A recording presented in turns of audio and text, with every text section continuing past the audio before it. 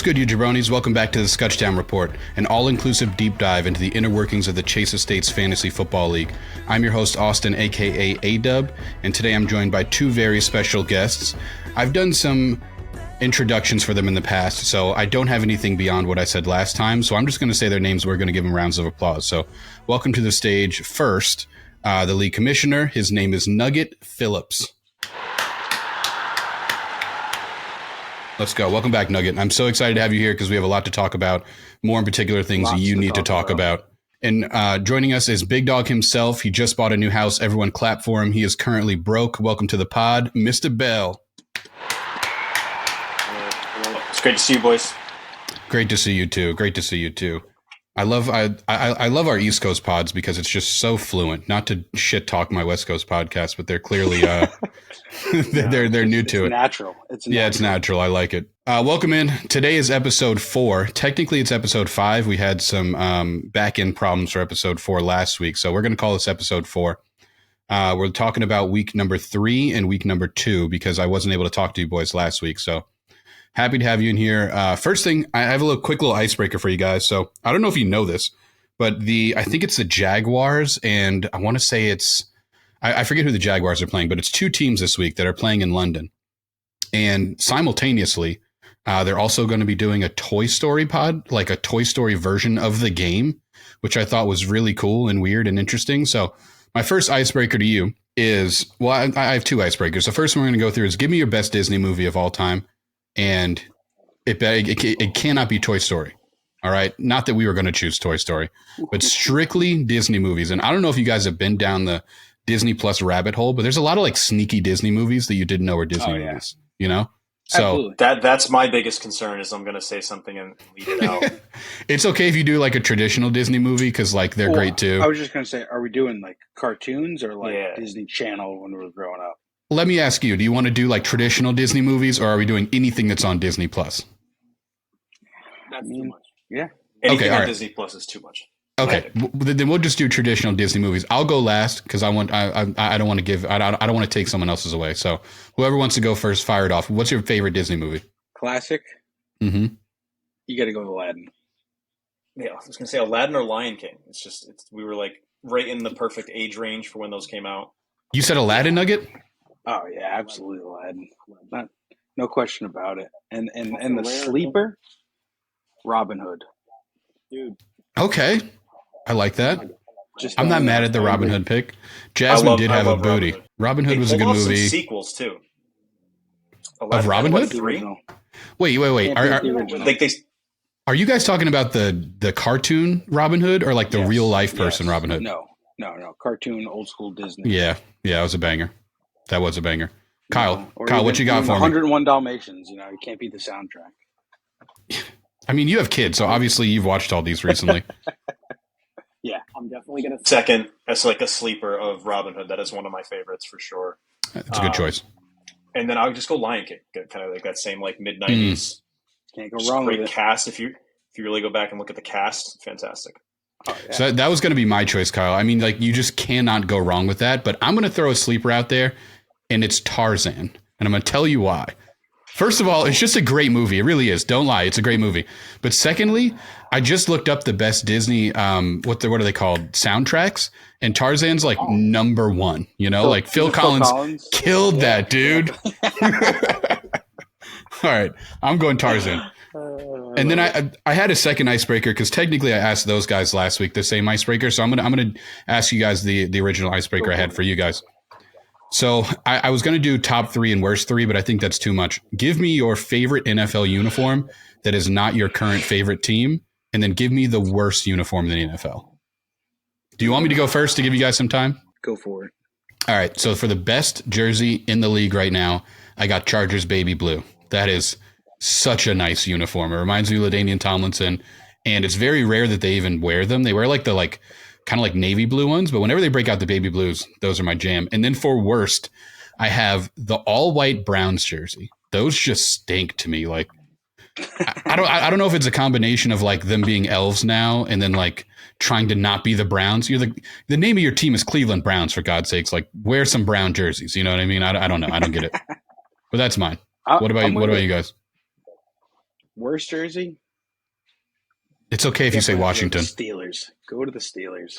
Okay. I like those jerseys. Yeah, it's just blah.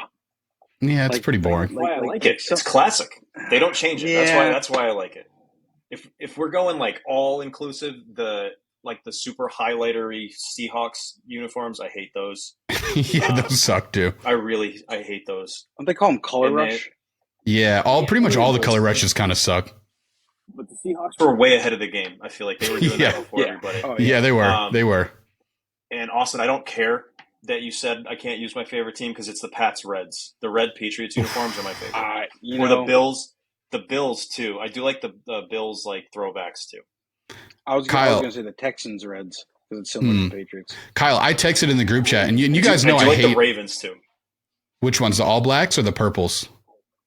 Oh yeah, you're right. I do like the All Blacks. And I love that. I'm glad the Bucks, and I'm glad the Bucks went back to their old like the 2000s. Yeah, those like double gray jerseys they wore when Tom Brady there were terrible. But about the Patriots real fast. I texted in the group chat. I was like, man, I love these Patriots uniforms. And I hate the Patriots. So that's saying a lot. Yeah. I wish they would keep them forever. You know what? I want to give a quick, just a special shout out real fast to the 49ers throwback uniforms. The ones with like the shadow underneath the numbers. Have you guys seen those? Dude, I love those. I don't know why. They're great. I love those. You did have it right. Though the powder blues for the Chargers is still probably the best in football. So slept on. I mean, I lived in California and I only met one Chargers fan. They're kind of rare. Great intro, boys. We're going to get into some football talk here. So I'm going to do a quick game recap. So I'm just going to run down a few bullet points I have for every game. And if you guys want to jump in there and just add anything, feel free.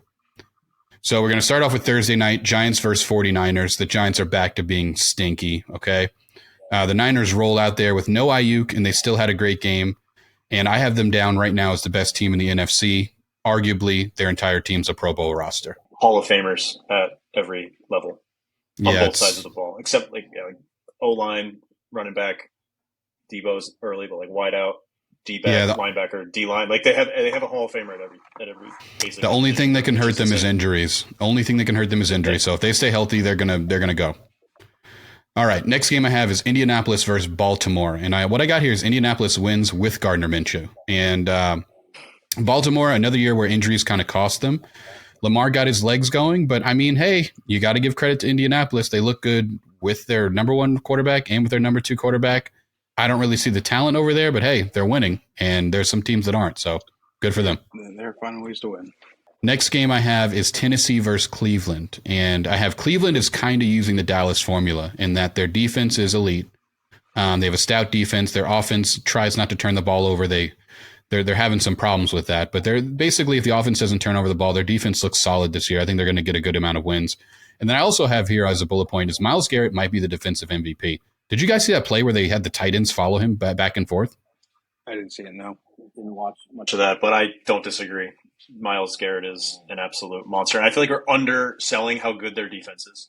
For sure. They gave up like 3 to the Bengals, 3 to the Titans, and they lost to the Steelers because they turned the pick 6. They were like 2 defensive touchdowns for the Steelers. So like their defense is better than Dallas, I think. Very slept on. I didn't put them in heating up watch, but they should be on heating up. The Cleveland defense is arguably one of the better defenses in the league. All right, next game I got here is Atlanta versus the Lions. And the Lions got back to winning after a rough loss week 2 to Seattle. It was another example of a defense winning a game because that offense wasn't spectacular. Jared Goff didn't have the best game, but their defense came through, had some turnovers, and they have a good pass rush, so I think they're going to be good. And then I think they got the formula against the Falcons, though. It's like you're not Bijan, you're not running the ball. Hey, Desmond Ridder, good luck. You're not going to run the ball on us. I think everyone's going to do that to Atlanta.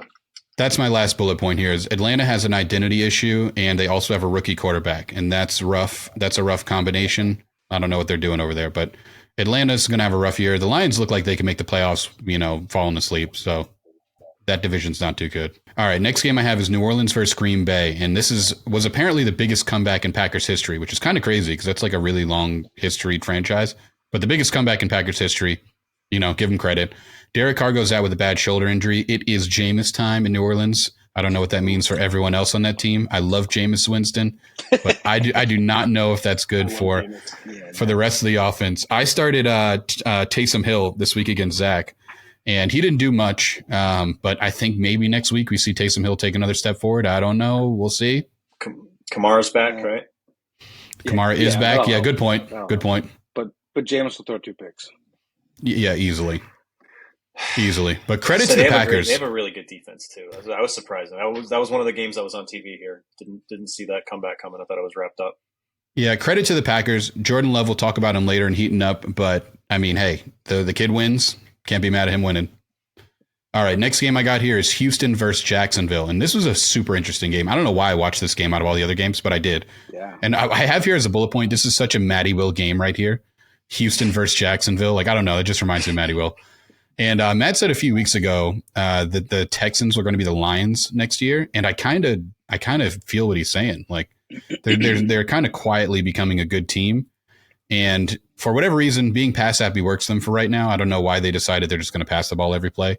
Probably because their running back stinks, but Stroud's legit. Yeah, Stroud looks good. Really good. But I mean, you can only suck for so long until you become good. Because you're fair. They had the second and third pick in the draft this year. So you know what I mean? They think they got some studs and a good coach. But good pick. We'll talk about in a second here. We'll talk about a rookie quarterback that's not doing so well. CJ Stroud is doing good over there, so good on him. Yeah. I think they have 2 wins now, right? Or was that their first win? That was their first, but they've just played. Stroud is like the 3rd QB in history to throw for 900 yards in his first 3 games. Amen. Cam Newton, wow. Newton, Mahomes, him. Like he's in some good company so far. He looks really good. Wow. Good for Houston. Go Gators. Yeah. All right. Next game I got here is Denver versus Miami, and we won't talk about it too long. We'll talk about them later, but Miami dropped a 70 bomb on the Broncos dome piece, and here's what I have for bullet points here. You ever been playing a Madden game and you just keep getting Xbox achievements throughout the game? That was the Dolphins that game. I'm throw upset. for over this. I'm upset they didn't go for the record though. They should have they were being nice, but just kick. I think so too. Go get 73 because one of my friends is a Broncos fan. He was Which like, record? "We're gonna get the most points in a game." Yeah, because they also tied most yards in a game. Did they really tie that? Really?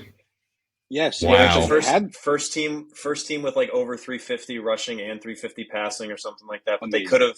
They could have had the most points ever. They had like 70 with 8 minutes left. They easily could have gone and kicked a field goal to go because a Broncos fan friend was just like, if I'm gonna get blown out like that, I might as well be a part of something that's historic. Like it's historic, but like it could have been a little more.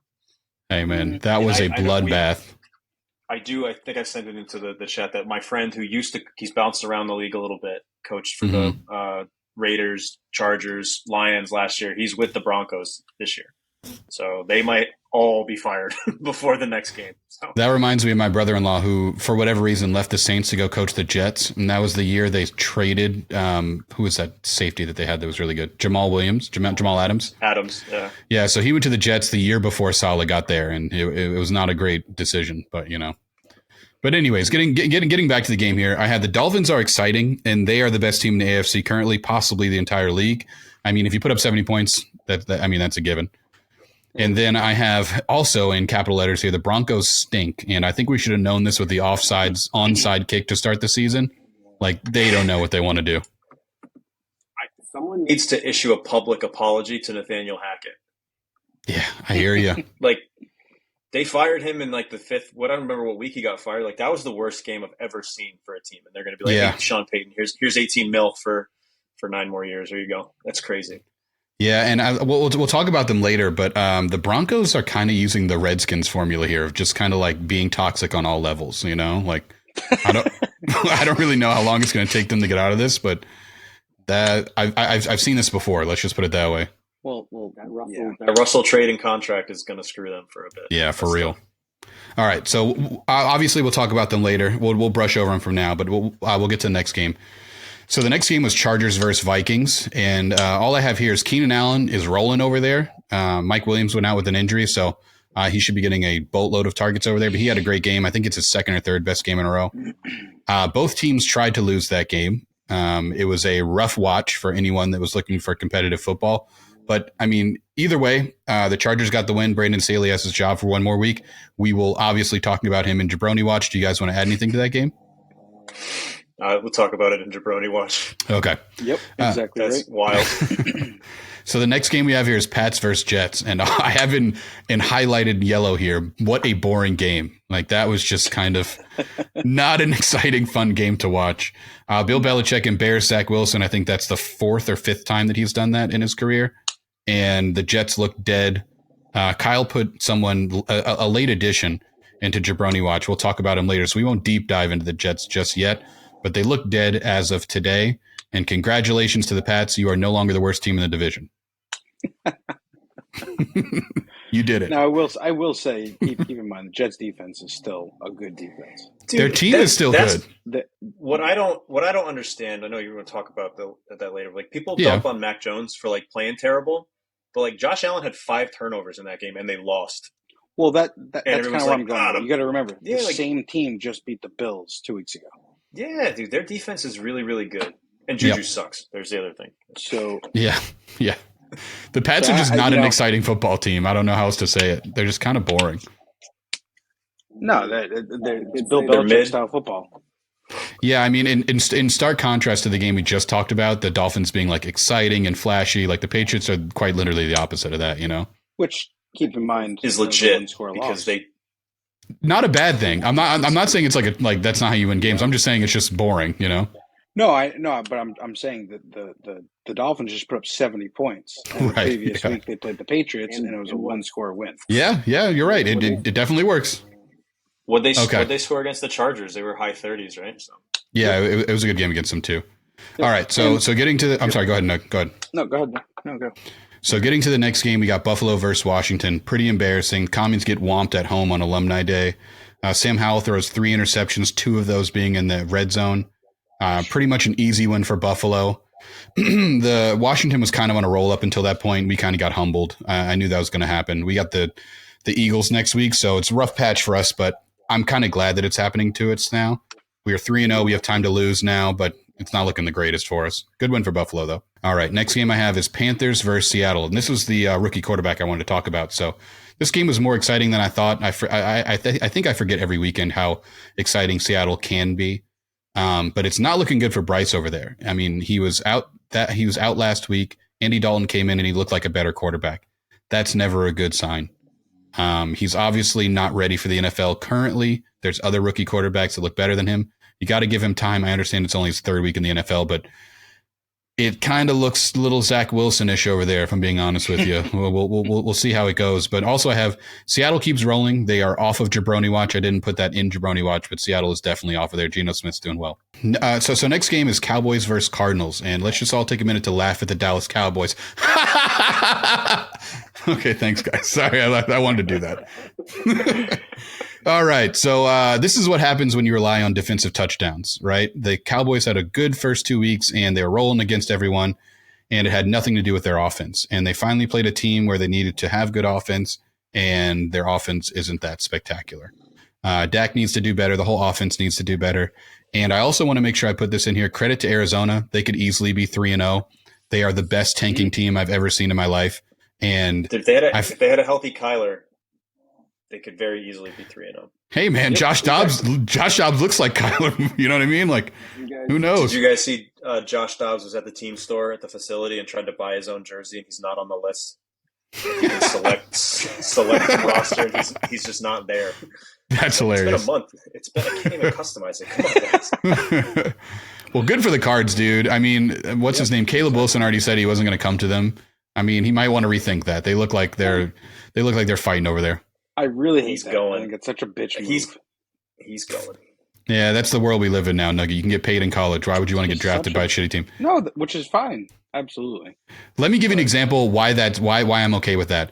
If Justin Fields would have done that, he wouldn't be in the situation he's in right now. You know what I'm saying? Like it's kind of all about where you get put. Maybe he's not that good. If you switch Justin Fields and Jordan Love, I think Justin Fields is balling right now for the Packers, and Jordan Love is already out of the NFL. You know what I mean? It's all about situation.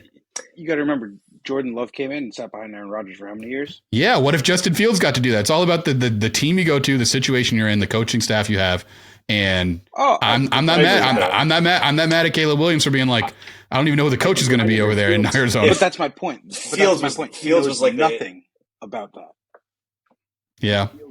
Fields wasn't like a generational talent. He was like I don't even remember what pick he was. He was like the 8th or 9th pick. Like Caleb is clear number one. Yeah, clear. Yeah. Double Heisman winner. And that's the thing.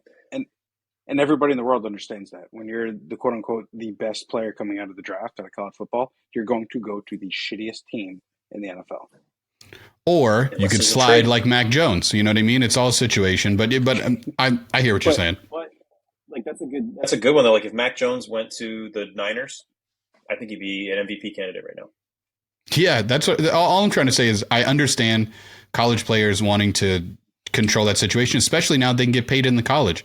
They don't need to rush into the NFL. Why is Caleb Williams rushing? He's getting $1 zillion. He's on every commercial. All right, sorry. A little tangent there, but a good tangent. All right, so next game we're going to get into is the Bears versus Kansas City. Speak of the devil.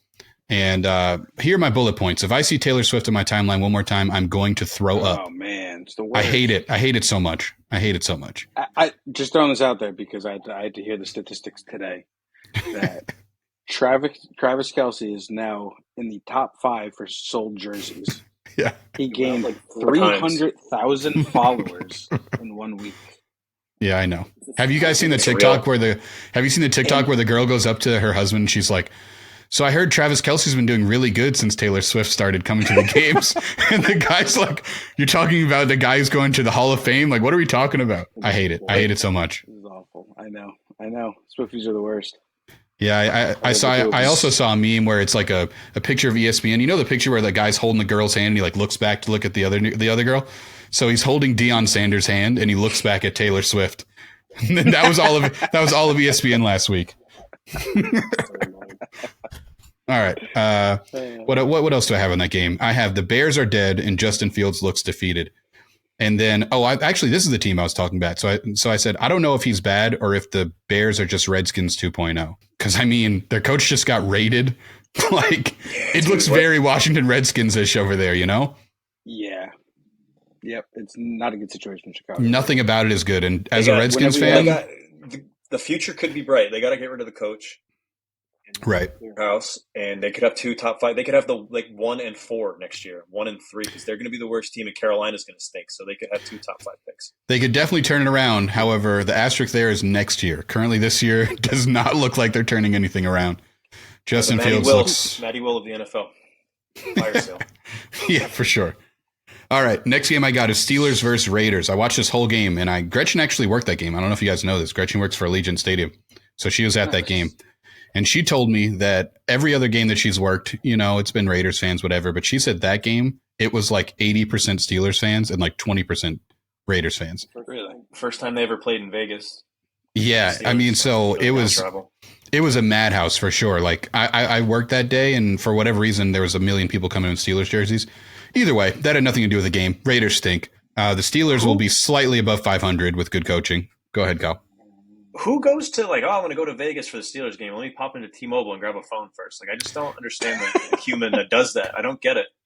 Kyle, I've seen it all. T-Mobile is one of the weirdest places in the world. I've seen it all, you know? Oh, the one in Middletown. I saw we almost had to call the police on some lady yelling at a poor associate about God knows what. I know this has nothing to do with football, but the new iPhone just released, so people are doing whatever they can to get the new iPhone, whether it's in Vegas or Pittsburgh, so... That's my reality. I have to deal with that, you know. Either way, Steelers look like they're going to be a slightly above 500 team like they always are. They have good coaching minus Matt Canada, and their defense has playmakers. So I think they're going to be fine over there. I think Kenny Pickett's not as bad as bad as I've been saying. Their offense definitely isn't stellar. Browns. Mm-hmm. Yeah, against the Browns, but the Browns are really good. They've got playmakers. 6 for nothing. They've got playmakers. As soon as Deontay Johnson comes back, I think that adds another layer to their passing game. Right now, it's really just Pickens, and that's it. But I think they'll be okay. 4 targets. Yeah, that's the hard part. Sorry, 6 targets. I don't get it. Yeah, it's weird play calling over there. I kind of don't get it. But the last game of the week is Philly versus Tampa Bay, and the real Baker finally showed up. 146 yards passing and an interception. There he is. And so here are my notes for that game. No one can run against Philadelphia's defense. Kyle mentioned it in our pre-podcast talk, but that defensive line is elite, dude. Like, what's his name? Jalen Carter? Yeah, Jalen Carter and Jordan Davis was the tackle from Georgia the year before. Jesus, they are good. Those they just rotate like 6 starting DNs throughout. They're so good. They're sick. Yeah. And then they have like Darius Slay randomly. Like, I don't know when that happened, but like, I don't know. Their defense is amazing. Jalen Hurts is going to break the record for 1-yard touchdowns. I mean, at this point, they're going to have to ban them play. I need every one of them. I need every one. Yeah. He's not doing it with his arm. So, I mean, if that's how he has to do it. Better day to Devontae and A.J. Brown yesterday. Dallas Goedert finally got a couple of catches. So that was tough. And then he's alive. Left off Rams Bengals was the thank you. The doubleheader. Yeah. Thank you. I did not put that on here. Which I was perfectly fine with. Yeah, pretty much a snooze fest. We'll talk about them in Jabroni Watch because it was not an exciting game. I literally never even turned the game on. So good for who even won that game? I don't even know who won that game. Was it the Bengals? Oh, okay. They got their first win. Good for them. They have some life. All right. Well, that does it for the game recap. We're going to we're next into my favorite part of the podcast. It is the Jabroni Watch. So I mentioned before that I didn't get to do this last week, but I had a whole Jabroni Watch for everyone last week that didn't get uploaded. So I'm sorry if some of these points are like repetitive for the people on the West Coast pod, but we're just going to go into it. So first one I got on Jabroni Watch, we talked about it before, but it is the entire organization. It is the Denver Broncos. It's not looking good over there for them from top to bottom. Coaching, quarterback, defensive play.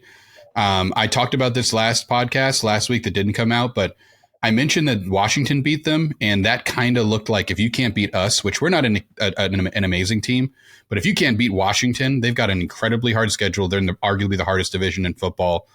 Like, it's not looking good for them. Lost to the Raiders at home, too, to start the season. That's scoring 16 points, which is what Sean Payton was supposed to fix, and not yet. Yeah, dude, just rough over there.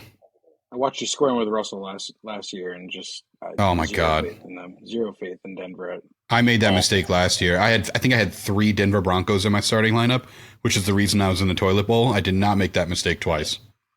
In one of my other leagues coming into the NFL. Yeah, and just nothing but like that. I had Joe Burrow in another league, and he was questionable all week, and he's the last game of the week, so it's like, if you can't get Stafford, you got to roll the dice. And I grabbed Russell Wilson and just thought, like, maybe this is a game where he's going to do okay. And even when the other team scores 70 points, I don't think he got like 15. He threw a touchdown. All right. The next Jabroni Watch we're going to get into is another full team here. It's the Jacksonville Jaguars. I'm going to let I'm going to let Nugget elaborate on this, but all I got here is Trevor Lawrence is underwhelming. Oh, to say the least. Jesus. I'm at the point where I'm ready to start Mac Jones over him. I believe you drafted him over Herbert, right? Go. No. Yes. You did. I remember that because I ended up with Herbert. Yeah, absolutely. Silly me thinking adding Calvin Ridley to their already potent offense last year was gonna. He looked good, dude. He looked good. I got Ridley in like the 3rd round or second round, I guess, after the keeper. He was my second pick, and he had 20 in the first week, and just. Yep. Trash. So they added Ridley, they added Ingram at tight end, and it was just like. So again, this is called Jabroni Watch, right? They have a chance to turn this around, but currently, as of today, the Jaguars are most definitely on Jabroni Watch. Kyle, who did they lose to? I think you mentioned they lost to the Colts. Yeah, well, the whole Jaguars, yeah. Sunshine. So that was was that week 1? The Colts, they ETN ripped off like a 60-yard run, late. To pull away from the Colts with but they were going to lose. Yeah, they didn't play great, and then they didn't score a touchdown against the Chiefs. I'm sure Nugget was watching 4 wide receivers, including Ridley, get 1 foot down 3 or 4 different times. It was infuriating. Yep. Couldn't do it. Yeah, they are cemented on Jabroni Watch. We'll see how they do. All right, so next up we got Brandon Staley, and all I got here is he almost lost his job last week. I don't know how he's still coaching in the NFL. I have had him on Jabroni Watch every week so far this week, every week so far this season. And I mean, you don't even have to be a football fan to know what are they doing in so many different situations. I don't know what's happening over there. Going for it on 4th down, I feel like he used to do it all the time, and then people bullied him so much into not doing it, and now he's like, "Well, watch this," and he's too. I don't know. The analytics are cool, but stop. I would be ripping my hair out if he coached Washington. Dude, it's okay. So Washington has Riverboat Ron, so he goes for it every now and then, right? But if Brandon Staley was our coach, I would have like mental health issues because I wouldn't understand how we're making those decisions. Like, are we trying to lose? That's what it looks like. It looks like they're trying to lose, and they lose every what? Okay, what was it? I forget the stat, but playoffs someone came back by 17. Week 1, the Dolphins came back by 16. Week 2, I think they let 36 points up against them. So like.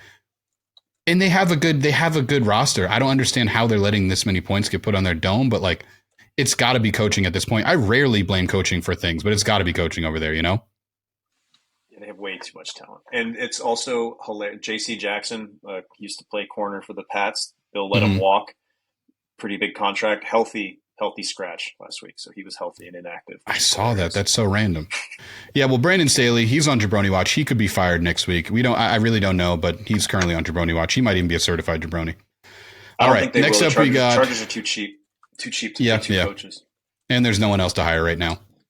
All right, next up on the list I have the Jets, and more specifically, we have Robert Saleh on here / Zach Wilson. And the main reason we have them on here is because we mentioned it before. They're a good football team with a terrible quarterback. They obviously had they weren't planning for this. They wanted Aaron Rodgers to be their quarterback. But now that they have this roster and they have the ability to trade for a quarterback like Kirk Cousins, who we'll talk about later, what's happening over there? Why aren't they making moves? I don't think they can get Kirk Cousins, just the salary cap. I don't think they can afford Cousins. Not only that, I don't think Zach Wilson shouldn't be on Jabroni watch. Like, he's a certified Jabroni. He knows it. He shouldn't be starting. Robert Saleh sticking with him. He's the Jabroni. I think someone mentioned Teddy Bridgewater as someone they could potentially sign. Which, if you're getting your name thrown in there with Teddy Bridgewater as a better option than you, like, come on, dude, what are we doing? Whoa, dude, put a little bit of respect on Teddy Two Gloves. Yeah, like 9 years ago he was good, but it's 2023, or you know what I mean, like. Colin Kaepernick wrote like a letter to Joe Douglas to try to get him. Oh my God! Yeah, so did I, Colin. Oh God! So did I, dude. Welcome to 2023. All right, sorry. So next up, we got Ramondre Stevenson. I'm gonna let the Patriots fans take over on this one. Why does he stink so much? I think he was sick the first game. Like, he was legitimately didn't practice. They had a stomach bug going around before and they played the Eagles, so that was a tough one. Okay, but he's getting the touches. He's just not, like, if you watch the game last week, Zeke was effective. It did look like he was getting like blown up, but he had drops, and he just doesn't look like a top 12 back, which he has been. He has been a top 12 back. That is true. That is a fact.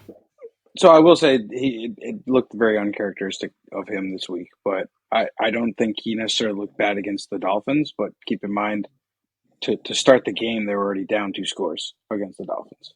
So Patriots aren't going to run the ball shit done.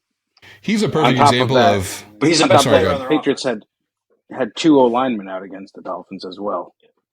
So keep in mind. I will say this week in the pouring rain, Zeke definitely looked like the better back. But that's the first time all season I can say that. Well, the name of this is Jabroni Watch. We keep reiterating it. He has ways to fix it. He's just on watch currently. He definitely has the talent to be better than that. I've seen a few runs of his so far, like little screen passes. He looks like he's still got it. It's just for whatever reason he's not producing. He does. He'll be fine.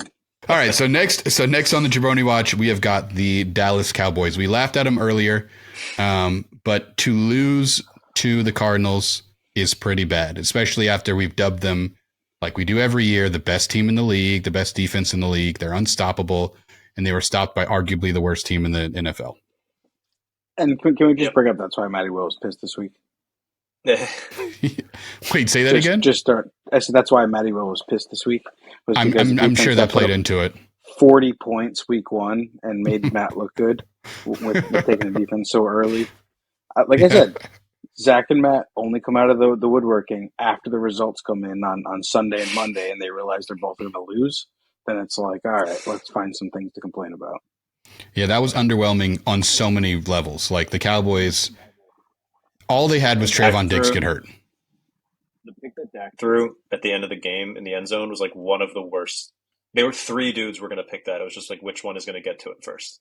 He's not good. Directly to a linebacker. We've been able to say it for a while now, but he's really not that good. He's done well this year, but he fooled me last year. anyone could do well when you're up 40 points. You know what I mean? Like, in games where it mattered, he doesn't look that good. All right, staying on the quarterback theme here. The next jabroni on the list is Justin Fields. And does he stink? The answer is yes. But why does he stink? Because Zach picked him. Yeah. I do think that was like the craziest preseason like storyline was that Justin Fields is a sleeper for MVP. Like that was the dumbest thing I've ever heard. Oh, dude, I believed it. I believed it. That was all over the place. That was so dumb. Dude, he was on my team last year. He was the best fantasy football player from week 7 on. Like, he really was. I don't know what happened to him, but geez, it is a full circle turnaround. He stinks, dude. I'm not for nothing, but I just feel like I have never lived through a time in which the Chicago Bears have had a top tier quarterback. They've never. Yeah. Neither has anyone who's been a Chicago Bears fan. People who are 100 haven't had that. They've never had that.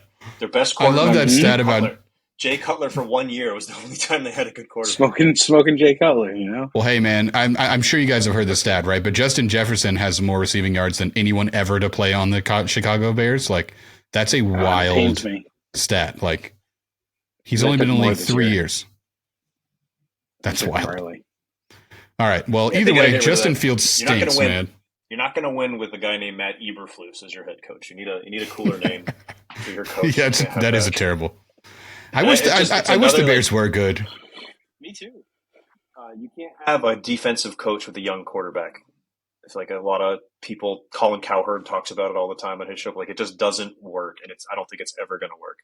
Because if you do really well, your OC is going to get hired as a head coach, and you're going to have to start over the next year. It makes no sense to have a young quarterback and a defensive coach. It's really stupid. Great point, Kyle. I love throwing out hypotheticals, but like, I feel like if Justin Fields goes to 60% of the other teams, he'd be perfectly fine. A perfect example is the Steelers.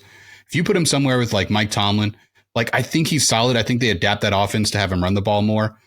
I just think he's a character. What is a victim of circumstance? You know what I mean? Like, he's never going to win in Chicago. I just don't think he reads the field very well. He's got so used to like one read and run, and they're trying not to run him this year, and that's the thing that he's best at. I liked Fields. I thought he was going to be good, but yeah, he is currently not good. He is on Jabroni Watch. He is actually a certified Jabroni as of today. He might even be dropped in our league. I don't know if Zach's that bold, but in my other league, he got dropped, and no one's picked him up either, which is wild. He'll have a game where he goes off for like 50. It will happen again, but he's going to be. I forget the term for it. I forget the term for it, but it's definitely called like a landmine, where like he's someone where someone drops him, you pick him up, you put him on your bench, and then 1 week he has 60 points. So you think to yourself, "Let me start Justin Fields," and he never does it again. And 9 points the week he started. Yep, he's just going to take up. He's going to take up a bench spot, and the one time he goes off, you're not going to start him. You know? Nope. Yep. It's perfect. But Jabroni Watch for him. Next, we're going to move on to my hometown, Las Vegas. It is Josh Jacobs. I can confirm he does still have both legs, but it doesn't look like it on the field. That's a good. I don't know if it's too early for the first coach fired, but Josh McDaniels is not a good head coach. Like, he's just not good. Devontae Adams was talking like he wanted to get traded after the game. Yeah, he really said, like, I can't wait around to get good. Like, they traded for him, then they traded his quarterback, which is like the reason he wanted to go there, and they stink. I wonder if that's the culture there. Like, is the coach feeding that to the players? Like, hey, we just got to work through it. Maybe next year will be good. They don't really say that out loud, do they? I don't know, because they have a good roster. They have exactly. They have good players. I don't know. I think it's they stink. I just don't think they stink. I'm Raiders. I didn't want to put the whole Raiders on there, but definitely Josh Jacobs. I mean, he went from being the NFL leading rusher. That was a fluke. I was glad Matty Will traded. That was like after the draft traded. That was a fluky year. So the next jabroni, staying on the running back theme here, is a certified jabroni. He has time to change it, but it is Najee Harris. And for the notes I have on him is he looks slow, looks like I'm faster than him. And he's not even the best running back on his own team. Yep. Agreed. I dropped Jaylen Warren a few weeks ago. I forgot how I picked up for him, but I dropped him and I immediately regretted it. Big move. A bad move. Yeah, I know. I think I should have just kept him. I drafted him last pick in the draft. He was my last round draft pick. Like, such a steal. Yeah, especially the way this league rolls with everybody hoards running backs. Yeah. And you have like second string and third string running backs waiting for the first string to go down because there's that few running backs. Like my whole bench. He's such a good handcuff. But like that's what you got to do. You got to like foresee an injury. Yeah, pretty much. You're like, oh, this guy's getting 25 carries a game. He's going to break down in 4 weeks. Yep. Let me see. And we all knew it coming into the season. Najee Harris wasn't that good. I don't know why we made ourselves believe that he could do it again, but I mean the eyeball test. He's just not a very good running back. It's giving me It's giving me Trent Richardson vibes. You know? No. I don't think it's that bad. They don't throw him the ball. They need to throw him the ball more. Either way, he's a certified jabroni. We'll see if he can turn it around. Now, another player who I won't put him as certified jabroni, but he is this close to being a certified jabroni, and it's Dameon Pierce of the Houston Texans. I don't know if you guys have him on your team or if you followed how he's been doing this year. Let me just read you his stat line so far from this year. Hold on, let me pull him up here real fast. This is in a full PPR league. Okay, he has 6.7 points. 5.5 points, and then last week he had 14.9 points. Mm-hmm. He's been targeted 3 times every week, and that is, keep in mind, on an offense where they threw the ball, I think, over 50 times 3 weeks in a row, and he's just not getting it done.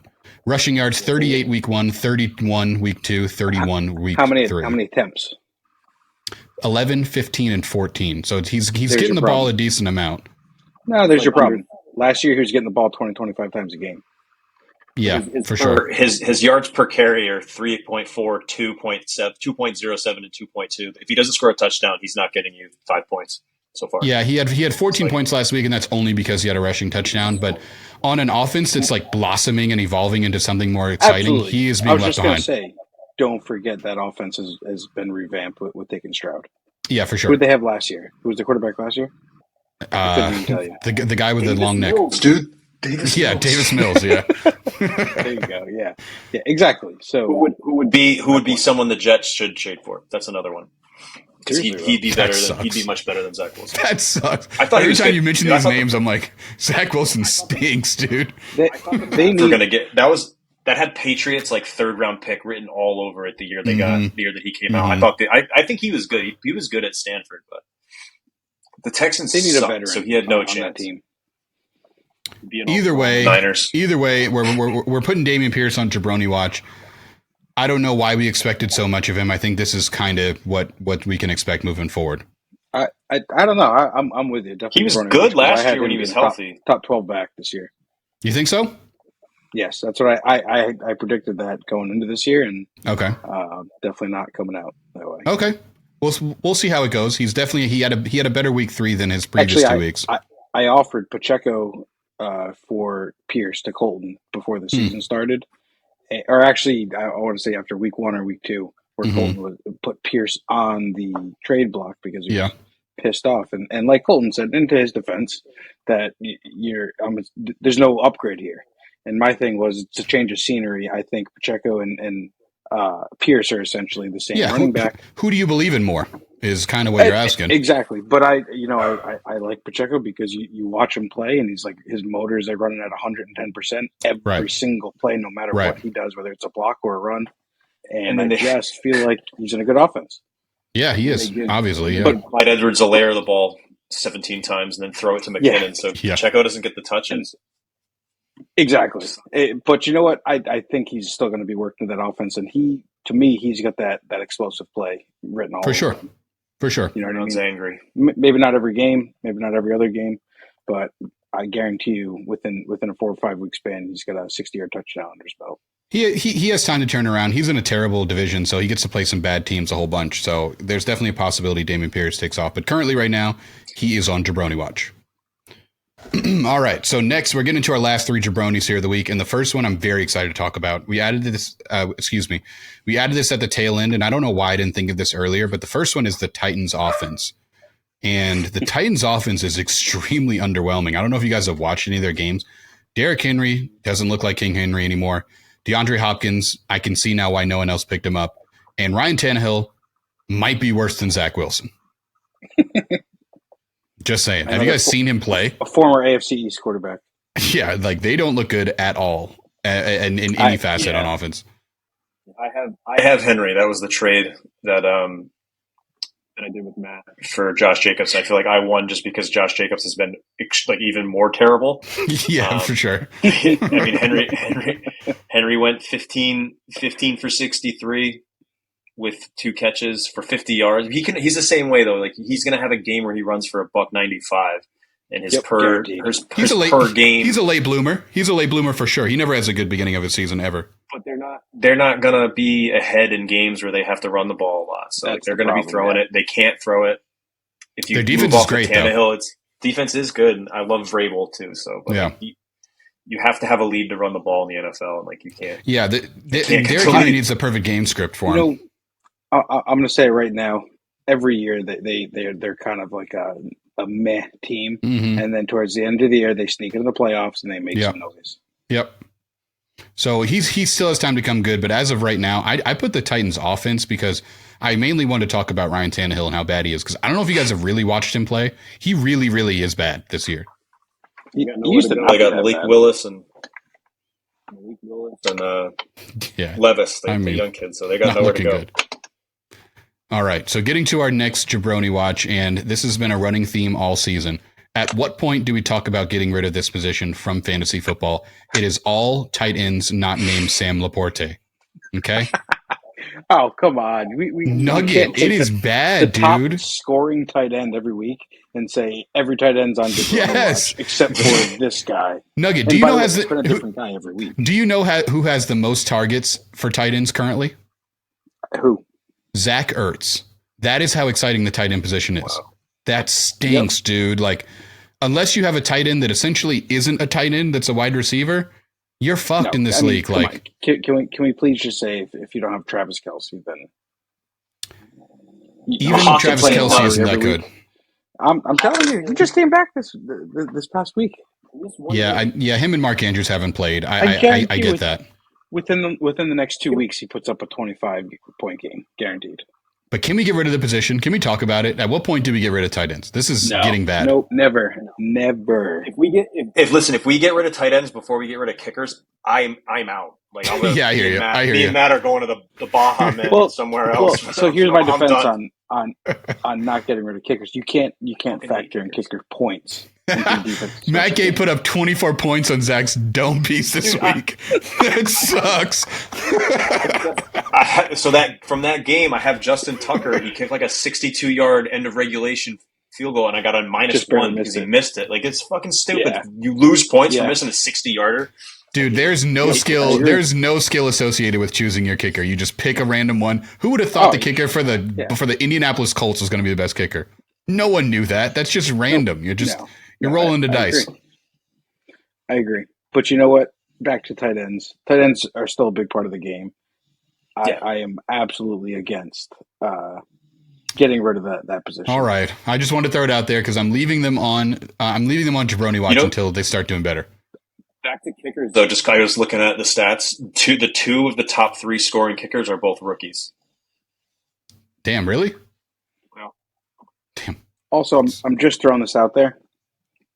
If you were to do a redraft and you were to pick 1 through 12, getting a redraft for especially a keeper league and having the 9th, 10th, 11th, and 12th pick, you're kind of like, oh shit, I'm up shit's creek. I'm not going to get a top tier quarterback, wide receiver, or running back. But I'm going to tell you right now, whoever gets Travis Kelce or even a Mark Andrews, that team ends up not being bottom of the barrel and ends up competing.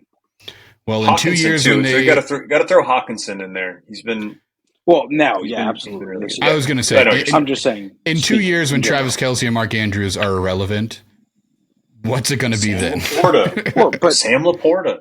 Hey, shout out to Sam Laporta. We will talk about him in Heating Up for sure. What was 5 to 7 years ago? Rob Gronkowski was dominating it. Yeah, I hear you. They'll always be one. Go before that, Tony Gonzalez. Well, right now, Antonio Gates. Well, right now we're putting all tight ends on Jabroni Watch because it's not looking too good for that position. Oh my god, yeah. But I'm leaving him on there. Does Hunter Henry have a touchdown every week? Yeah, I love Hunter Henry. He was on my last. I didn't get to put out my podcast from last week, but Hunter Henry was on Heating Up last week. Just know that. I love that guy. He had a crappy game last week, but yeah, he previous two, he did all right. All right. This is the last jabroni for the week, and it's probably the biggest jabroni of them all. It is Joseph Burrow. Boom! He Slam the hammer down, dude. He's hurt, man. There's something. Joe. Average Joe. He's hurt. He doesn't look. Colton had the right keeper, man. You guys didn't watch. You guys didn't watch that. Hey, man, hurt people can be jabronis too. You know what I mean? Like, no, it's 3 weeks in a row. So like at some point, because I have him my other league. I had the third pick, got Jamar Chase, and grabbed Burrow to stack him, and I went 0-2 to start. We did not do good. So, yeah. And that's why. Yep, he's having a terrible year. So Colton has the worst keepers through 3 weeks, right? Probably Burrow and Cup. Yeah, for sure. Yeah. Yep. And I will say Burrow has been hurt, and I guarantee you he's been playing through something he should not be. Yeah, well, either way, he's on Jabroni watch because if you're hurt, you shouldn't be in there. If you're in there, we're still going to count your stats, brother. So he is on Jabroni watch.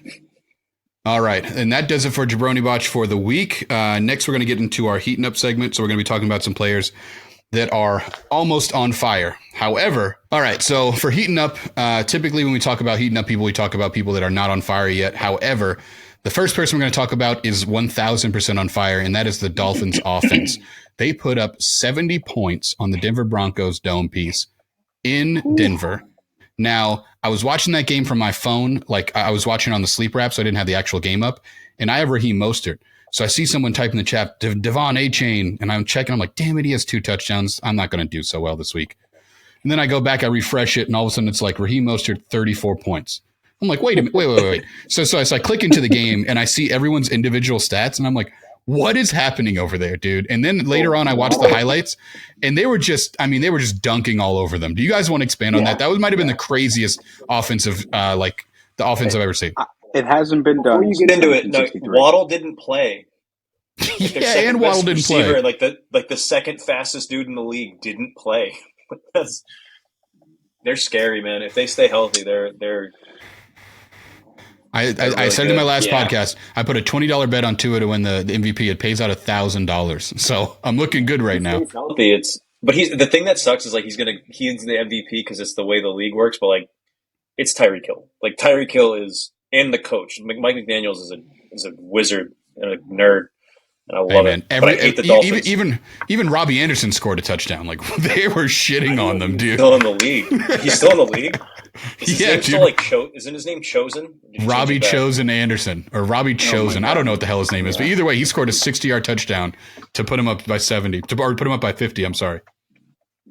I sent it to our Instagram little chat, the clip from First Take, and the way that Shannon Sharp said they got a 50 piece drop in their dome and 20 extra flats at no charge. It's like my favorite. It was my favorite thing I've ever heard in my life. I've never seen as a Broncos legend. Never seen it. Never seen it, dude. I just watched Colorado. I just watched Colorado get dunked on, and I thought that was going to be the worst defeat of the whole week. And that was college football. Like in the NFL, you got 70 points put up on you. That's wild, dude. I feel like I was watching someone play Super Tecmo Bowl with Bo Jackson. Yeah, dude. Like, if I was playing that game on Madden, at some point I would have been like, all right, let me just run the ball so I can sim the rest of this game. You down 21. You get off the sticks. Put the controller down. You got skunked. Go home. Yeah. You 70 points. If you're down 70 50, points. You don't get to keep playing. I mean, if you've got any of those pieces on your team, you have to start them because at any point they could score 70 fucking points. That's all I got to say about the Dolphins offense. That's what made Matt's little trade thing so stupid with like getting rid of Tua at period. Yeah, and for like a seventh round pick. Like, that's when I knew something was up. Round pick. That's when I knew something was up. I was like, what's happening right now? You know what I mean? Either way, at least make it for a first or a second. Right. Either way, the Dolphins are most definitely on fire, and hopefully they continue to be that. They're definitely the best team in the NFL. They got the Bills this week. That's going to be in Buffalo. Just throwing it out there. Within 2 weeks, Tua goes down to concussion. I'm not saying I want to see it. I'm not saying I want to see it. Knock on wood. Knock on wood. I'm just saying it's going to happen. It would be kind of humorous if after we're like, no, you can't do that trade. Tua goes out for the year. Like Zach just. I'll tell you what. An extra pick for nothing. I'll tell you what. Let's retroactively apply the trade. You know. I'll tell you what though. If I was a defensive coordinator and I was trying to game plan against them, I'd be like, get this kid out of the game. They're not going to put 70 on us if Tua goes out. he gets the ball out too fast, man. Like he does. It's wild. You have Either to do way. what the Patriots. You have to do what the Pats did is just make sure like you can't burn us for long ones. But they were running it. They couldn't do anything. Denver was bad. They're on fire. I heard them talking on the radio, and they were basically talking about how that game against the Patriots, that Tua's left tackle was actually out as well, and that the same game, Mac Jones' left tackle was out. And to me, I mean, I don't know. I'm going to ask you guys a question. What makes a left tackle the highest paid offensive lineman in the NFL? I'll tell you my reasoning behind it. Normally, it's because he's the blind side tackle. So if you drop back and you're right-handed, he protects your back, so he protects your quarterback. That's exactly it. To his left hand. To me, to his lefty. Thank you. That's exactly where I'm going with that. So to me, it's not the Pats O-line got dominated by some blonde dude named Van Ginkel. Like that dude is a backup edge rusher, and he was in Mac Jones's lap the entire game. The Pats O-line they didn't stand a chance in that game. Either way, I've got the Dolphins on fire, and kind of the flip side of this.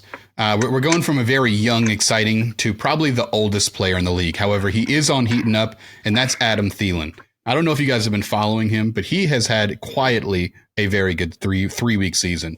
He's playing with lit up on my bench. Yeah, 31 points on the bench. He lit up on the waiver wire of my other league, which is a 10-team league. So he's having a great season. And I mean, he's had two pretty bad quarterbacks. I mean, Andy Dalton at least knows how to get people the ball. When Bryce comes back, we'll see if that continues. I got to look at the number, but I think he had like 14 or 15 targets. Like he's the only dude that can catch the ball on their team. Besides, I forget who their Hayden Hurst is their tight end. I think that's that's it. So in real life, he might not be that exciting. He's pretty much irrelevant in real life. But in terms of fantasy, he is most definitely heating up. We'll follow that to see if that pans out into a good year. But going from Adam Thielen back to a young, exciting player, we're going to talk about Sam Laporte. He's currently on heating up. He's also had quietly a really great season. He's also quietly on my bench. Yeah, that's why I'm 0-3, boys. That's the running theme here. That's the running theme here. The Lions are an interesting team. It's the curse of winning the championship, Kyle. That's what it is. I think part of it is I'm in 3 leagues and I just like try not to overthink anything. So I just like, here's my lineup and I don't do it, but I got to make some moves. Hey, man, the Lions have 3 solid receiving options. Amon-Ra's just an absolute stud. They got Josh Reynolds over there for whatever it's worth. He's having a great year, too. And then Sam Laporte. Yeah, he did have a goose egg. But before that, he was doing well. Mm-hmm. But Sam Laporte has been consistent. Josh Reynolds? There was some... Yeah, he's dealing with a groin injury. Yep. Yeah, he was questionable. Laporte's like, didn't even play in the fourth quarter. First rookie tight end to have 5 catches in his first 3 games. He looks like a guy for sure. He looks like he's going to be the next best young tight end. You know, I thought it was going to be Dalton Kincaid. Obviously, I was wrong. But shout out to Sam Laporte. Still has a chance. He still has a chance. It's early, but he's heating up for sure. All right, so next on here, I have Jordan Love. And I had to put him on here, even though I think he kind of stinks. Like, I know that's like two-faced. Nope. But hey, man, he's winning football games. He's producing. He's producing wins. But like from an eyeball test, he doesn't look different than 60% of the quarterbacks in the league. But hey, whatever, man. You're winning games. I agree. You're winning games. You're in a rough situation. If he would be losing games right now, I think there'd be like this huge media storm around, or the Packers. You know, they'd basically be the Bears if they were losing. But he's not. He's winning. So I got to put him on here. He's heating up. And that's what's sitting behind a veteran to show you, essentially pave the road for you. It does. Yep, for sure. Shout out Jordan Love. He's having a good season. Hopefully he continues to have a good season. They got a good team over there. And I mean, look what Green Bay's done it right. They did it with Aaron Rodgers and Brett Favre. Yep. And then Mahomes sat for a year. He's the best quarterback ever. Yeah. Yeah. Shout out to him. He's having a good season. I really hope he has a better rest of the season too. All right. Next on Heating Up, we have another young, exciting quarterback, more specifically the team. We're going to talk about the Texans passing offense. And this is, I mean, it starts with CJ Stroud, starts with the coaching, but they have some great wide receivers over there that are being overlooked. Nico Collins. Who's the second kid? Tank. What is his name? Dell. Tank Dell. What a great football name. Tank Dell. I mean, he's had 2 great weeks. But I mean, the Texans are all in on being a passing offense. I don't know when that was decided, but for whatever reason, they decided we're going to pass the ball 100 times, and it's working out. So I got to put them on here because they're heating up. Yep, I love it. I know you guys. Did you guys watch the Ohio State Georgia game last year, the playoffs? No. Go back and watch it, and you'll be like, "Oh, all right." It makes dude. CJ Stroud played the game of his life and lost they lost the best receiver in that next year's draft to Marvin Harrison Jr. And still, dude, he played unreal against a team that had 9 dudes in the NFL. Yeah, CJ Stroud looks for real. He's legit. He's really good. I just picked him up because he's. I think I'm going to start him on my bye week when Justin Herbert's out. But yeah, shout out to the Texans passing offense. Next, we're going to get into a team that's pretty boring, but I got to put them on here. They're heating up. They started off terrible, and they are currently doing well. It's the Kansas City Chiefs. We don't have to talk about them too much. Yeah, they'll be fine. They're just back to being themselves, and pretty soon they'll be one of the better teams in the NFL. Playing the Bears will do that. Yeah, for sure. That helps. So Russell, that's what Russell Wilson. All you got to say is this week. Taylor Swift. Yeah, obviously Taylor Swift is the reason why the Chiefs are doing well. Okay, they'd have to stop with the puns. Like every announcer made Taylor Swift puns in there, and it just makes me want to throw up. It'll probably die in a few weeks. Give it time. Do you want to know what it's going to do? It's going to take a lot of the NFL that's already kind of neutral on the Chiefs, and while people are starting to get tired of seeing them have success, this is going to put a lot of those people who are middle ground over the fence to be like, I'm so done with this team. I'm so done hearing about them. Yep, they're turning into the Cowboys. All right. Yeah.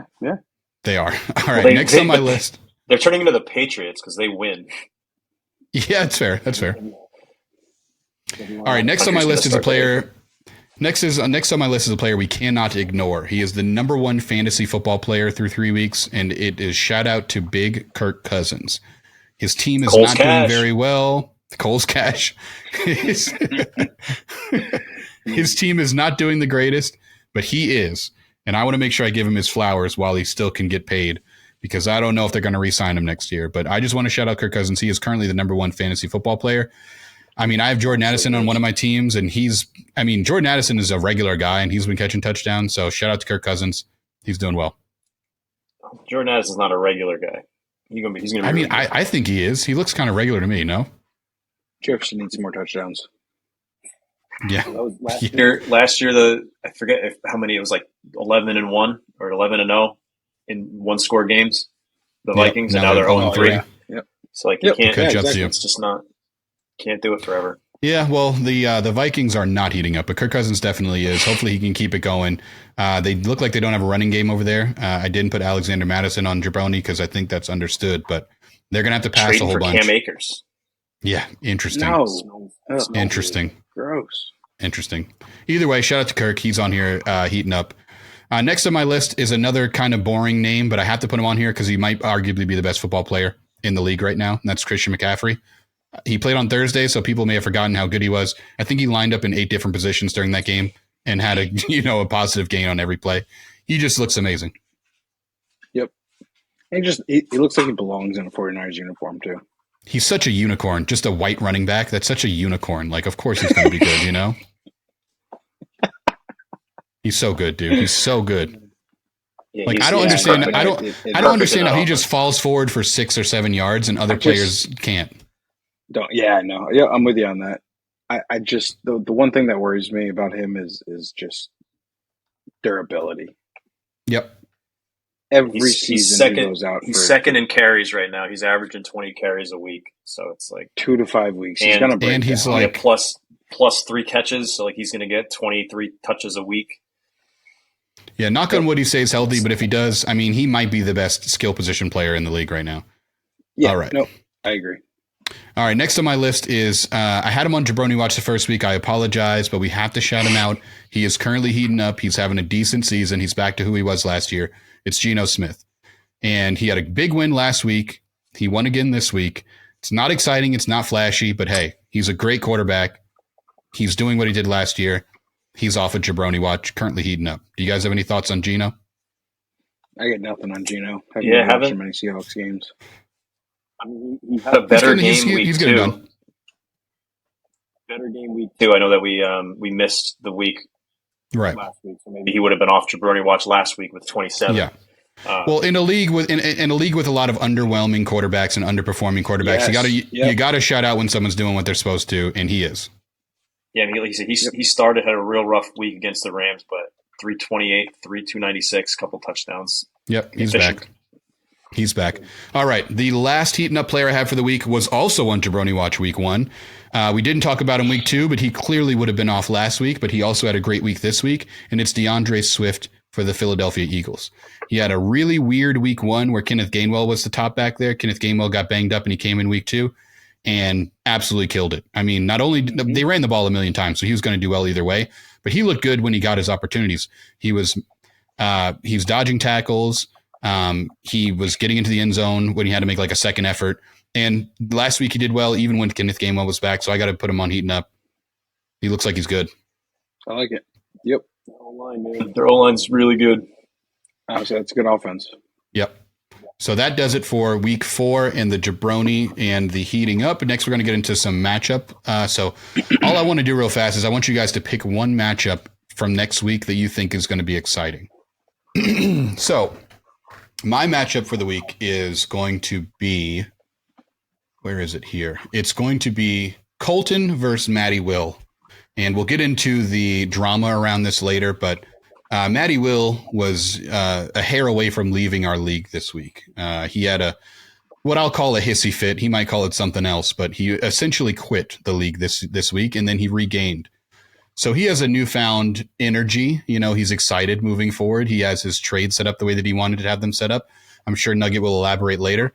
But in terms of just the matchup, we're going to look at this similar to a Colorado game. It's just got a lot of drama around it, right? We don't know why, but it's just dramatic, all right? And on one side, you got Matty Will, Don Vito. I mean, he's getting all the headlines. He's the big name. On the other side, you got Colton, who is a quiet 1-2, all right? And I'm going to choose my winner for this matchup. It's going to be Matty Will, and I'll tell you the reason why. And it's because Colton's going to have to start Russell Wilson next week, and that stinks. Colton's got Alvin Kamara coming back, so he could do fairly decent. Colton's got a good team, but any team that has Russell Wilson at the helm is not looking like they're going to win the game. I'm taking Matty Will. He has Burrow. He did the same. So Colton did the same thing in our league that I did in my other league. You didn't know if he was going to play, so you grabbed somebody. But Burrow. Oh, okay. Burrow is on his bench, so he's against Tennessee. So he's going to have Joe Burrow. Burrow's looking worse than Russell Wilson currently. So I don't know if that's even the smart pick. But either way, that's my matchup for the week. Put it on your boards. Take a look at it. I think Matty Will bounces back. And his newfound excitement for fantasy football starts with a win against Colton. Just looking at some projections, Nico and Brando, a very projected close matchup. But yeah, Deshaun Watson, dude, did you guys see that lateral play? Yeah, he just dude, he's weird, but he's been getting it done. Purdy's been consistent. He has Keenan Allen, Nico here has Purdy, Mixon, ETN. Swift we were just talking about, so there's some good opportunities on both teams to score a lot. But are you taking Nico in that matchup? I'm gonna take Nico again just because some of the matchups that the Jaguars are in London, so that might be like their get right. It's like they're basically their home stadium. They're doing 2 straight weeks in London, so we got early matchup stuff for us on Sunday. Austin, if you want to get up at 5 o'clock in the morning, there's NFL games on for you, so enjoy that out in Vegas. I would like to just point out there that Brando has been quietly having the worst season of all time in fantasy football. We ragged on Zach for having a bad week, but Brando's been having a rough week or a rough season so far. I mean, I think last week I'm the only winless team. That stinks. Sorry, Kyle. But at least you have some hope. Brando doesn't look too good, and sure enough, when he plays me in week 6, he's going to have 200 points. Watch, I'm calling it now. I mean, Austin, you're in second. You're in second right now, and I have 40 more points total than you. Yeah, so, that's unlucky. Yep, exactly right. That would be more points than everyone. That's funny. That's Zach's argument. You're basically using Zach's argument, but it doesn't work for him. It works for you in that situation. Zach's got a good. He's leading the league right now in points. Is he really? No, he's not. Points against. Standings. Points against. Points against. Oh, well, why yeah. points against? PF is points for. Well, I only they put the points for so far to the left. I didn't even see it. Yeah. But that's also I'm terrible. Never mind. towards your record-breaking performance last week. Would you put up 170? Yeah, I did. It was a great week for me, so that obviously helped. But I mean, you put up almost as many points this last week than Brando has the entire season. Yeah, combined. Yeah. I mean, I'm not going to shit on him, but Brando's been having a rough week or a rough season, I should say. Like I said, in defense of Brando, he gets Jones back this week, and Jones went off week 1. Yeah, he did. But good matchup pick, Kyle. Nugget, who are you taking as your matchup of the week? My matchup of the week is definitely going to be the highest scoring team in the league right now, in Jim versus Zach. This is going to play into the constant rhetoric of the highest scorer plays Zach every week. Mm-hmm. So get ready for it, Chase State Football League. We have one more week to endure Zach crying that our team scored 160 points against him. And yeah, I'm taking Jim's too. I'm going to sit back and love every moment of it. And so are you, really and so are you, and yes, so are I will. You, and so are you at home. Yes, I will. Yes, I will. We'll also get to see Zach root for Justin Fields one more week. That'll be exciting. Does he have a second quarterback? Is he playing him? Who's his second quarterback? He doesn't even have a second quarterback on his team. Well, but maybe he picks one up. He will be playing. Justin Fields will be playing the Denver Broncos in the shittiest game of all time. So Zach will have to watch that game and root for Justin. I mean, they did just give up 70. So yeah, it's true. That is the silver lining. Yes, this could be the week that Fields has 45 points. Yeah, that is a good point. Playing Cleveland. We were talking about Cleveland's defense. Lamar's playing Cleveland. True. So it could be true. It could get interesting. Good matchups either way, boys. I'm sorry if we didn't talk about your matchup. I'm sure it's a great matchup. Maybe we'll get to you next week, or maybe it's a shitty matchup. Either way, that does it for the Scutch for this week. But before we get out of here, we're going to have a little segment called Commissioner's Corner. Nugget, the floor is yours. Talk to us about everything that's been happening in the league since we last spoke to the pod.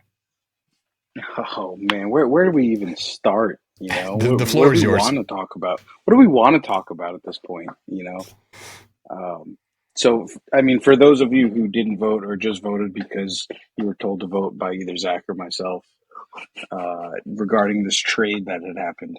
So ESPN used to have a format for trading that when you processed or when you accepted a trade, if the players involved in that trade were playing at a time that the trade was processing, the processing was on hold until the end of the week, and then on Tuesday morning, the trade would process. Mm-hmm. When we made the switch to Sleeper takes to heart the trade review period and sticks by it. So if it's 24 hours, it is 24 hours from when that clock starts ticking on that following day that you hit accept. And no matter what, it processes the trade. So now, only accept trades on Monday. Exactly. So nobody knew this, and it was brought to our attention 5 minutes before the game started on Thursday night of week 1 on a brand new platform. Right. So the question was posed, what's going to happen? It says it's going to process on Saturday. The game's playing Thursday night, and now here we are with people involved in the trade playing Thursday night. Well, after some arguing, debating, a policy was put forward to change the default 3-day trade review period to 1 day. But even that still didn't make the trade process. Right. Now, Sleeper keeps the guys who played on the original roster that they were living on when they scored the points. Mm-hmm. So Mike essentially traded guys away, got to keep their points, then also acquired Jim's players in the trade on Friday. Jim couldn't play. And was able to start them on Sunday. Right. And while I do agree, big brain play, Jim gets screwed, it is the way Sleeper does it. Go look up the support article, and Sleeper even says, be careful when you're accepting the trade and be cognizant of this happening. I knew that. None of us were aware. I knew that in my other league. I mean, I didn't know I had to make a list of things to be aware of on this app, you know. But that was one of those things. Austin, and I don't think any of us did. Yeah. Now I agree. Like I said, I agree. It was a shitty situation. Mm-hmm. But now that we've voted to, because we've resurrected this every week, now that we voted to retroactively apply that rule change to that week one matchup, it sets a very hairy precedence that moving forward, any trade that's involving guys who may or may not be playing while that trade is being processed now has to have manual intervention for the entire year. I don't think we do that again, right? Now that we know. Well, so I just want to say, in my other league, that, Kyle. So I just want to say, a Sunday, the trade process is Monday morning, but you have guys play Sunday, and yet you might have one or two of the guys playing Monday night. Yeah, especially now there's 2 games on Monday. I don't want to have the conversation of sleeper or ESPN, what's better and what's the difference. That's the conversation for another time. But I will say, put on a suit. We need like a full on like presidential debate. Yeah, in a suit. I want to see Zach versus Nugget or Zach and Austin go at it. But I will say the other league that I'm in, my West Coast league, we've been on sleeper now for 4 years, and we can kind of now start to see some of the benefits of staying on a platform for a long time. Kind of the same reason we're so nostalgic about ESPN, and the reason why we like ESPN is because we were used to that. All the intricacies, like things like this, you were used to on ESPN. Now that we've gotten used to them here, we see that as like a competitive advantage. So I'll give you an example. In that league, if you offer a trade, to make it a 24-hour offer, and it expires after that 24 hours because you know when it needs to go through. And if for whatever reason you make the mistake of leaving it out there for forever, because there's an option where you can do a trade and it just stays there in that person's inbox for forever, right? So I could offer you whoever, and then that person gets hurt, and now you can go check and go, oh, this idiot never canceled it. I accept that trade on Thursday. And that's kind of like a on you type of a thing. So it adds another layer. I can understand if people don't want that in this league, but absolutely. I'm used to it in my other league. So we're kind of like, it's kind of like don't fuck up is kind of what it is. But I can understand not wanting to have to deal with that too. I totally understand that argument too. And I think this entire situation was just genuine innocence or ignorance here. For sure. People just didn't know. But again, my argument to it is we were fine with this policy because ESPN forced us to do it for so long. Right. Why are we no longer fine with another platform forcing us to do it? I think that's just bias. I think people just don't like anything new. Absolutely. I wasn't a fan of it because it then created another mess of, okay, now that we're changing these players and who did you want to start? Who did you want to start? You know what I mean? Yep. And it's just and at the end of the season, we also have most points for as a payout. So now those totals are changing, and let's just say it comes down to a 9-point difference with one of these teams who are associated in it, and it's just like, well, put an asterisk next to it, and here we are. But I'm already aware Zach's going to put an asterisk next to whoever wins because it's obviously not going to be him this year, and it's more than likely going to be someone that wants it to be in sleeper. You know what I mean? I love Matt's thing of I would have been 3-0 in ESPN. How hell can you say that? Oh, because I would have kept Amon St. Brown. And it's like, okay, well, if that's the case and he wasn't in the draft, then the entire draft would have been different and everybody's rosters would be different. Dude, you know what I mean? Him being mad at the keepers when he was the first one to answer and said Derrick Henry and TBD, and then just not no. And the part that bothers me is that him and Zach have these private conversations constantly offline with each other, and Zach is one of the 2 commissioners. So why can't he turn around and make these changes? You know what I mean? I really don't understand it, and I just think it's just another one of those cases of sorry I screwed up. Grant me an exception. Well, I think I don't know. I don't know where we stand on this moving forward. I'm sure we'll address it later on. But in my opinion, keep it the same way. Now that you've seen how it works, if you make that mistake twice, that's your fault. That's how I feel about it. If we want to move back to ESPN next year, I could give 2 shits. Well, the one thing I don't want is an excuse that someone has that is kind of like the platform. Like I don't want Zach saying, "Oh, I only lost because we're on ESPN." Had I, what I mean? Like whatever. Put it wherever you want to. I don't care. Yep. It's the same way as saying, I lost a football game because it was raining out. Yeah, well, guess what? It was raining to the other team too, who won. Yeah. So we're all playing. I'm 0-3, so I'm not defending my ESPN championship very well. And I like sleeper. I just like the way it looks. Finding the chat is the biggest pain in the ass, but once you figured that out, I've been good. Right. Yeah, I mean, we can have a totally different conversation on the pros. We'll have a full podcast dedicated to where to move next year, and we'll put out everything. We'll put out Yahoo. We'll put out all the benefits of everything possible. I do believe we will go back to ESPN. I think the majority of people do want to go back to ESPN. I think we will too, and honestly, I could care less. Like, I don't care. To be honest with you, I at this point, I think the league history is the most weighing factor. Yeah, and I like having the league history. Like I said, our other league's been on Sleeper long enough where you can see like there's some really cool history built into Sleeper once you've like established a league here. Like you can see like just the other day, someone put up 215 points in my other league, and we were like, where does that rank in terms of best performances ever? And you can go back in history and be like, that's the fourth best scoring week. You know, this is the best wide receiver week of all time. Like you can see all that. Plus the player history too. It'll show you. I don't know if you guys have gone to the player history. But if it's more than 1 year, it'll say last year, you know, Kyle drafted this guy and dropped him, and then you picked him up in the third round. So it's like you can see his career, which I think is pretty cool. But either way, that for baseball as well. Yeah. But the downside, I mean, we can't do that because this is our first year with the league. Right. You can't see that part yet, and I understand. What would be nice is if there was some sort of you could like essentially link the leagues in the platform and import all the data. That would be phenomenal. Is there a way you could force our rosters currently onto our ESPN roster? Not without doing a lot of legwork. Gotcha. Well, either way, it doesn't matter. It's our history will be fucked up because we'll have 1 year that's kind of an asterisk. I am running a little experiment though in that league, and I went and picked up a guy who has a Thursday night game this week, and I'm going to trade him to Zach in ESPN to see how it works. See what the result will be. I like it because again, that's not a customizable option in ESPN. Nor is it a customizable option in Sleeper. You're at the will of the platform you're on. Well, we'll see how that pans out. We will follow up with that. I'm going to catch this podcast in particular in week 6. Where, right? Yep. Yeah, week 6 is when we're going to make our next podcast. No, week 5. Week 5. Week 5. Thank you. But before I go, do you guys have any closing words for the people out there? Anything you'd like to let them know? Yeah, next time, Matt, you're having a fire sale, let me know. I'll take a side chat. Fuck, man. Yeah, seriously. Matt, stop putting out statements to your PR team.